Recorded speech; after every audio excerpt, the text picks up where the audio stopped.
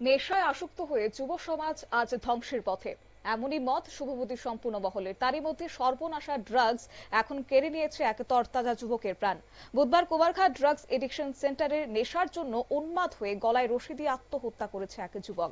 Drug addiction সেন্টারের কর্মকর্তারা কর্মরত থাকাকালীন সেখানে জানতে পারে যে কুমারঘাট মহকুমা হাসপাতালে পরবর্তী তাকে নিয়ে আসা হয় এবং কর্তব্যরত চিকিৎসক তাকে মৃত বলে ঘোষণা করেছেন। এক সাক্ষাৎকারে ড্রাগস এডিকশন কর্মকর্তা কি জানিয়েছেন শুনুন।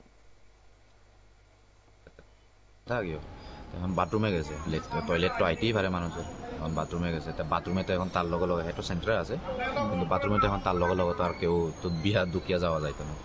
তারপর দেখে বাথরুমে গেছে, বাথরুমে যাওয়ার পরে দেখা যাইতেছে যে 5 মিনিটের উপরে 7 মিনিট 10 মিনিট হয়ে গেছে গিয়া। এখন তো গেছে যে 10 মিনিট হয়ে গেছে, ততক্ষণ ধরে কিতা করতেছে বাথরুমে, নক করছে। নক করার পরে এর কোনো আওয়াজ নাই।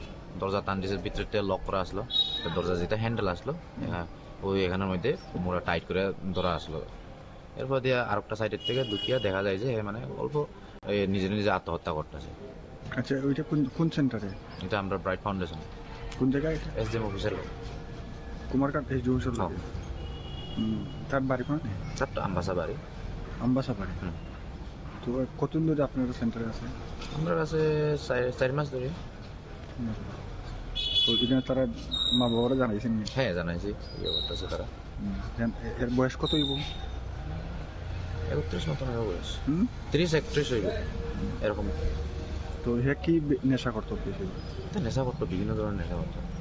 ধরুন ড্রাগসের নেশা করতো, মজুদ খাইতে, ঠিক এরকম আর কি। নেশার কারণে তারা বাড়িতে দেওয়া হয়েছে। এখন দেখা যাইতেছে যে ইয়ে করে আবার করে ওই আজকে কতদিন তো ভালো আসলো, সকালে উঠবো ওর শরীরটা একটু খারাপ আসলো দেখতে রেস্ট করতে আছে। টয়লেটে আছে, টয়লেটের ভিতরে গিয়ে হেসে এরকম। সেন্টারের নাম কি? Bright foundation. Bright foundation.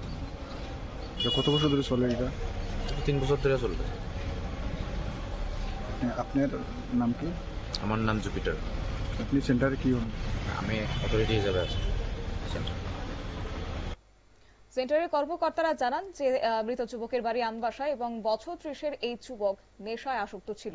তার অভিভাবক 6 মাস আগে ড্রাগস এডিকশন সেন্টারে ভর্তি করেছে।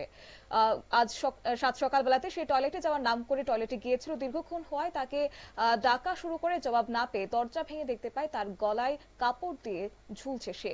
সেখান থেকে উদ্ধার করে সঙ্গে সঙ্গে তাকে কুমারঘাট হাসপাতালে নিয়ে যাওয়া হয়, কিন্তু কর্তব্যরত চিকিৎসক তাকে মৃত বলে ঘোষণা করেছে। যদিও এই যুবকের মৃত্যুকে ঘিরে একাধিক প্রশ্ন মাথাচাড়া যেমন দিচ্ছে, ঠিক তার অন্যদিকে রহস্য দানা বেঁধেছে এবং সবটাই উত্তর তদন্ত সাপেক্ষ। নিয়ে নিচ্ছি ছোট্ট একটি বিজ্ঞাপন বিরতির, সঙ্গে থাকুন।